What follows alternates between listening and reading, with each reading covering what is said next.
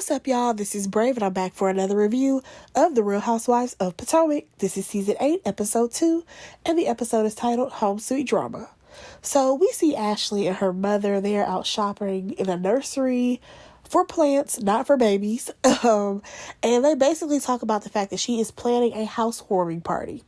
Now, with this housewarming party, she wants to invite her new friend, Nneka, who, as we all know, is a new addition to the show. And Ashley is basically telling her mom about how her and Michael are co-parenting. I'm annoyed with her and Michael already, and we are only in episode 2. Because I feel like there's a couple of lies that are happening in her storyline. But nonetheless, Sheila, she wants to know about what's going on with Michael and his case against Candace. Now, according to Ashley, she swears she knows nothing about what Michael has going on with this lawsuit that he has against Candace. Do I think that Ashley knows more than what she's letting us know? Absolutely. She absolutely knows more than what she's willing to tell us, the audience. But I get it, girl. You gotta, move and do what you gotta do when it comes to Michael. But let's move on to Mia, because she actually meets up with Karen. And as we all know, because of last season and the things that were said and done, Karen ain't rocking with Mia. So first things first, Karen is starting off with a handshake. She not giving out no hugs to Mia because she not rocking with her like that.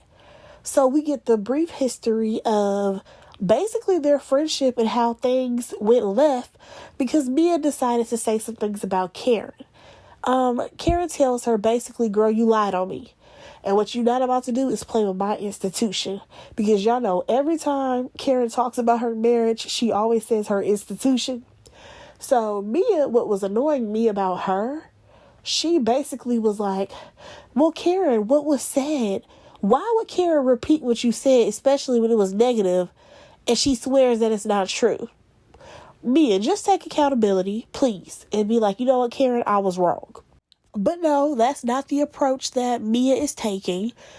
For some reason, she decides to tell Karen, well, somebody told me that that's what happened. So basically you're saying, Karen, hey, I'm bringing you gossip because this is what I heard. I have no proof that this gossip is true at all. I'm not even coming to you to be like, hey, there is this rumor out about you.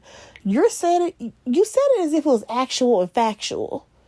You said it as if you knew for sure Karen was bent over in somebody's bathroom at like the local bar. Did you hear yourself, Mia? Now, y'all, I can't even lie. When I look at Karen, I just can't see it.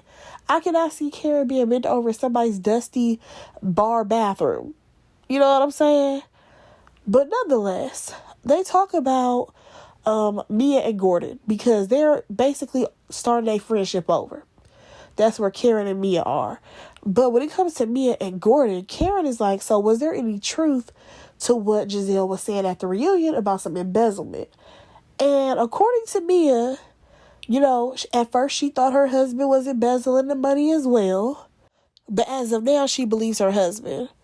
Mia, you have got to be stopped because you are literally coming on national TV where your husband, he is trying to basically take his own family to court so that way he can get his, $500,000 out of them.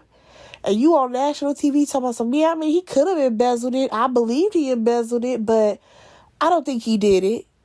Girl, they gonna call you to the stand ASAP, okay? But nonetheless, she was not thinking about her husband's side, and Karen was definitely giving her a side eye.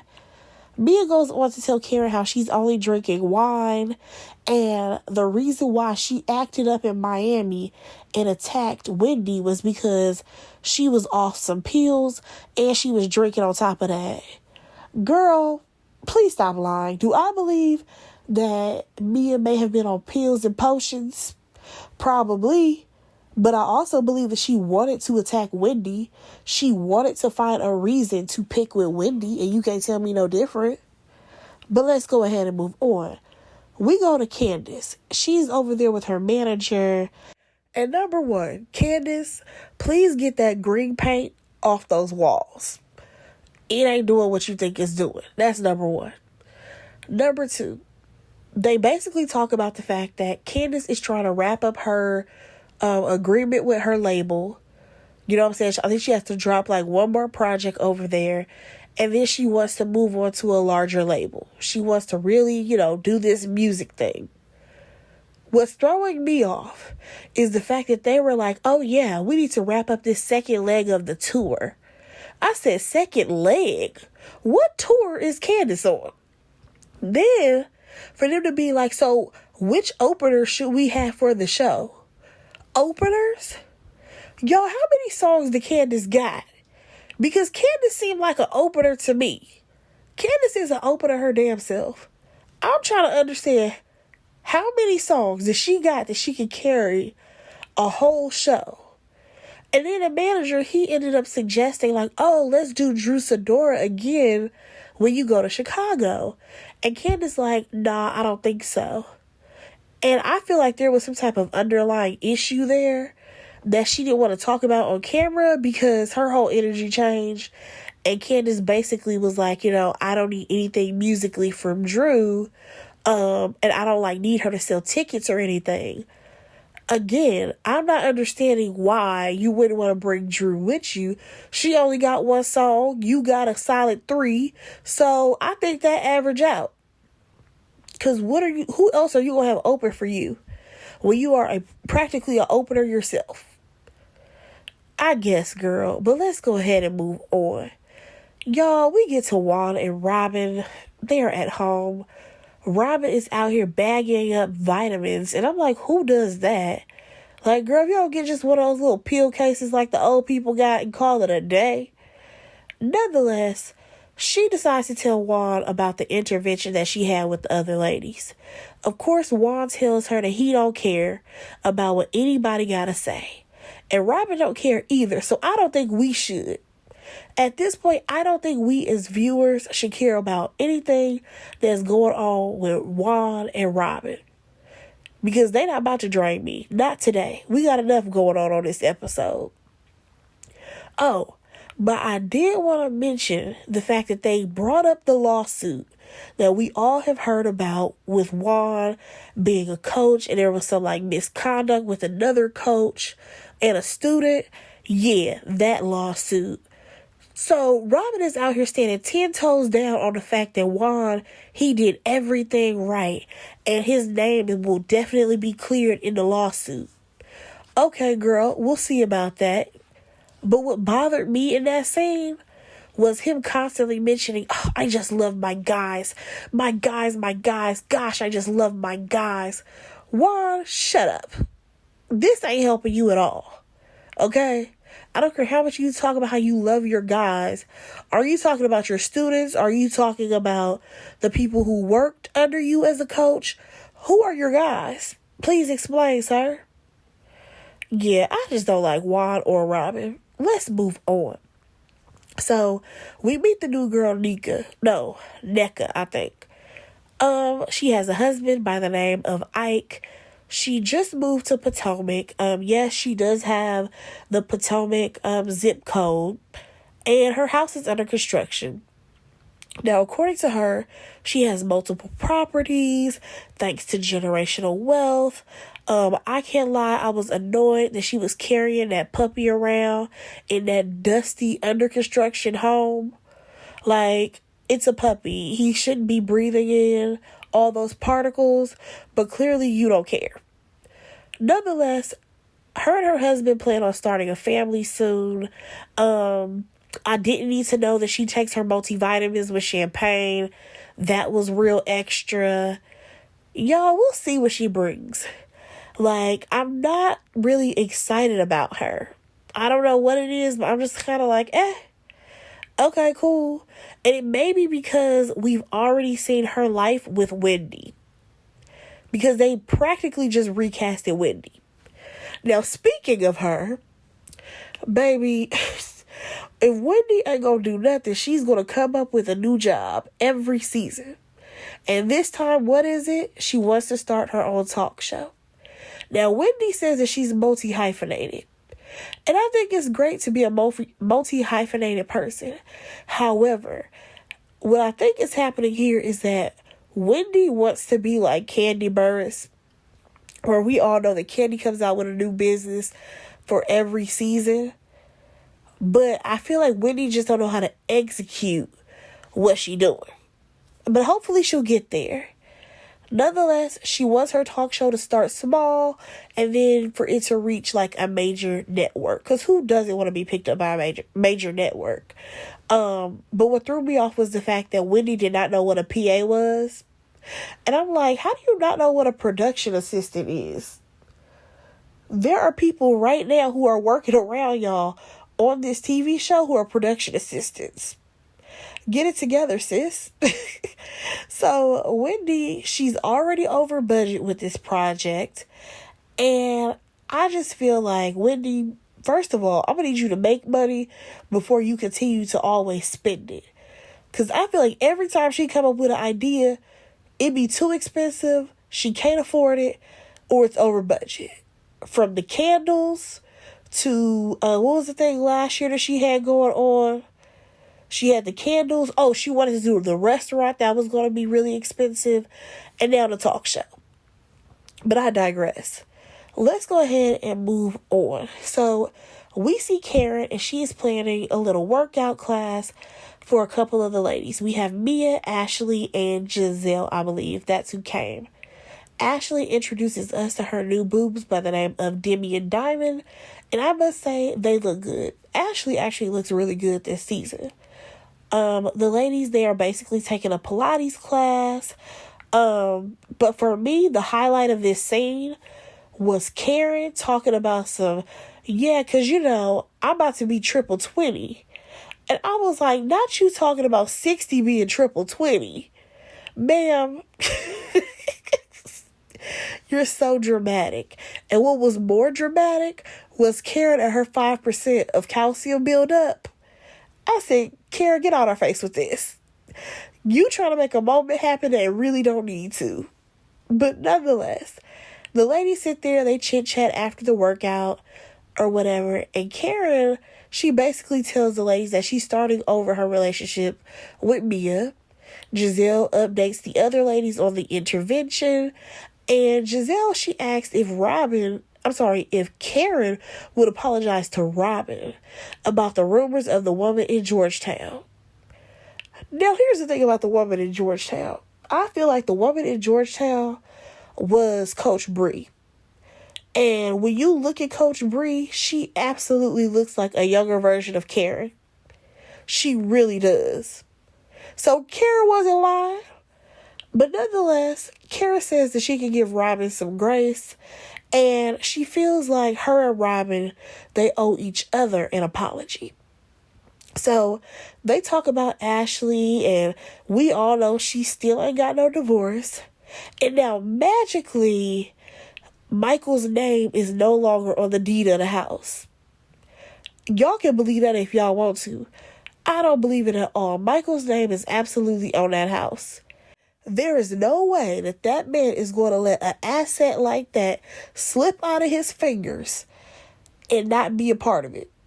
That is his asset. That is his home. I don't care nothing about what Ashley is talking about. Okay? Now, of course, the ladies asked about the court case with Candace and Michael. And of course, Ashley's like, oh, I can't tell you anything because I don't know anything. Okay, sis, whatever. Candace is not invited to the housewarming party. If you ask me why Candace isn't invited, it's because she can't come to Michael's home. That's why.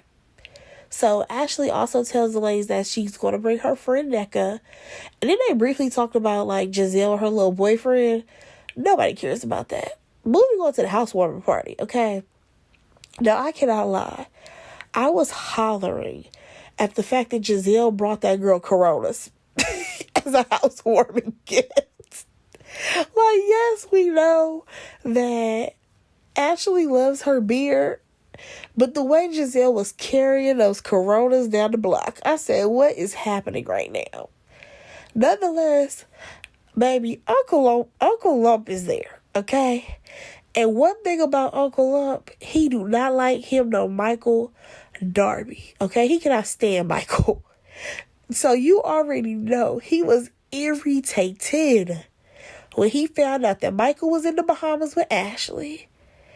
And I can't even lie, I understand why. Because at a certain point, Ashley, you have got to let this idea of you and Michael go. We don't understand why you're still holding on. But nonetheless, we actually see Mia get there. And she is over here being a hater. Like, oh, this is cute, but like, where's the water? Girl, don't be jealous because you just had to downgrade and she just upgraded. Don't be jealous. Nonetheless, Karen and Sharice also arrive. I cannot believe that these two were wearing the most similar outfit that they could have. Now, did Karen look better? Absolutely. However, they both were wearing these pastel blazer and short combo or whatever. And I'm just like, not y'all shopping in the same place. Come on now. Y'all got to do better. So Ashley, she actually gives the ladies a tour of her nautical themed house. And then Wendy shows up. Baby, Wendy only gave hugs out to Karen and Sharice, and I don't blame her. Why would she be hugging Ashley? No, not Ashley. No, she did hug Ashley. Why would she be hugging Mia? Absolutely not. And definitely not Giselle. So Deborah, she actually walks in. And when I tell y'all, I hollered. The way Wendy just completely froze in time and could not believe what she was seeing. As in, why was Deborah here? We all know that Deborah made up lies. How is she back around for a second time on this show? It makes no sense. So, next thing you know, of all the people to show up, Robin shows up. Late, of course, you already know. She always show up everywhere late. And according to her, she's not hiding from anyone or any conversations. Do I think that she's hiding? Nope. I don't think she's hiding. But I think that she already has everything that she's going to say planned out in her head. So that way she's not about to veer off and fall into the trap of, yeah, Robin, your man is doing you wrong. Nope. She is sticking beside him and y'all can't do nothing about it. So Nneka ends up showing up, right? And she meets the ladies and everybody's having a good time, sitting around, talking to her, trying to get to know her. Ashley decides to pull Wendy to the inside of the house so that way they can talk. Now, the other ladies, they're still getting to learn more about Nneka, about her wanting kids and, her being a lawyer or attorney, whichever one she is. But Wendy don't get that same experience because Wendy has to go in the house because Ashley told her so. That's lame. So Wendy basically congratulates Ashley on her new home. And Wendy, she wants to know, like, girl, why is Deborah here? Why is she here? You already know what went down. Why is she still here in our presence? And I agree. Once Deborah lied, it was over for her. So, next thing you know, you have, what's her name? Ashley talking about how basically Nneka, she dissed Wendy because she has a PhD in philosophy. So she feels like, well, you're not a real doctor, so you a fake one. And I'm like, that is not what that means, Nneka. I don't know why you coming for Wendy. Or is she? Because all of this can be made up in Ashley's mind, now that I think about it.